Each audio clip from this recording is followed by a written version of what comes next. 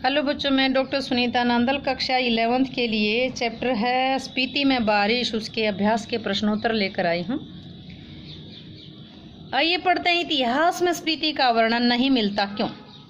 यानी इतिहास में स्पीति का वर्णन क्यों नहीं मिलता? स्पीति मध्य हिमालय के उत्तर में स्थित 12 लाचा श्रेणियों और दक्षिण में स्थित माने श्रेणियों से घिरा हुआ है। एक तरफ तो 12 लाचा की जो श्रेणियां हैं, दूसरी तरफ माने श्रेणियां हैं। ये दुर्गम स्थान है। सागर तल से इसकी ऊंचाई लगभग 13,000 फीट है। यहाँ आना जाना मुश्किल है।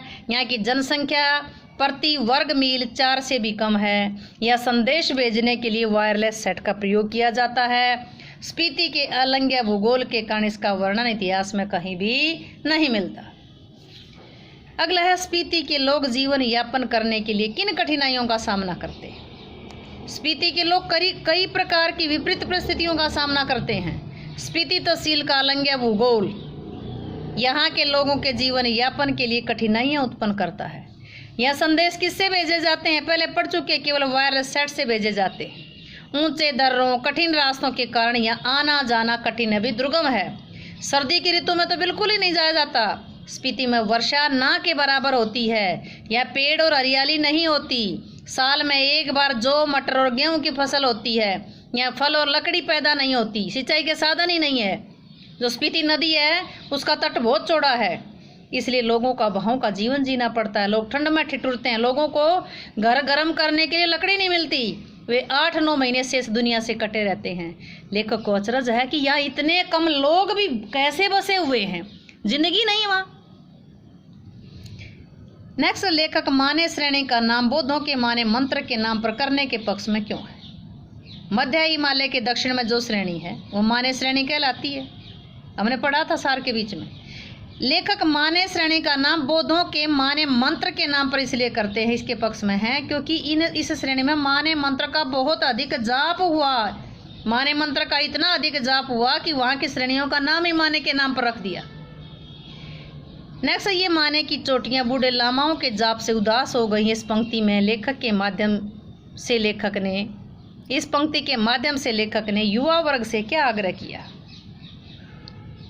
लेखक ने युवा वर्ग से निवेदन किया है कि वे अपना अहम त्याग करके माने की श्रेणियों पर आए, पहाड़ियों पर घूमने आए, यहाँ ठहाके की हंसी हंसें। उनके किलोल से ये चोटियां भी हर्षित होंगी। इस युवा अट्ठास इन चोटियों पर जमा हुआ स्पीति के लोगों का आर्तनाद, जो दर्द है वो कुछ तो पिघलेगा। युवा वर्ग के यहाँ आने से चोटियों की दुर्गमता को चुनौती मिलेगी, यानी संसार को पता चल जाएगा कि माने की चोटियों पर जाया जा सकता है। युवा वर्ग को निमंत्रण देने के पीछे लेखक का उद्देश्य ये है कि ये चोटियाँ बूढ़े लामाओं के जाप से उदास हो गई, क्योंकि इन चोटियों पर केवल बूढ़े लामाओं ने बौद्ध धर्म के माने मंत्र का ही जाप किया था। वर्षा यहाँ एक घटना है, एक सुखद संयोग है। लेखक ने ऐसा क्यों कहा है? लेखक ने स्पीति में वर्षा होने को एक घटना, एक सुखद सौभाग्य कहा है क्योंकि कभी बारिश होती ही नहीं। क्योंकि यहाँ वर्षा के दिन को सुख का चिन्ह माना गया, सुख की निशानी मानी गई है। लेखक जब स्पीति की यात्रा के दौरान गया तो एक दिन लेखक जब डाक बंगले में सो रहा था तो रात को बारिश हुई। लेखक बारिश को देख नहीं रहा था, सुन रहा था। लेखक जब सोकर उठा तो स्पीति के लोगों ने उसे कहा कि आपको आना यहाँ पर शुभ है, क्योंकि स्पीति में बहुत दिनों बाद बारिश हुई है। स्पीति के लोगों की इसी मान्यता के आधार पर लेखक ने ये बात कही है कि वर्षा यहाँ एक घटना है, एक सुखद संयोग है। स्पीति अन्य पर्वतीय स्थलों से किस प्रकार भिन्न है? जैसे शिमला, कश्मीरी, कुल्लू, मनाली आदि से ये स्पीति भिन्न है।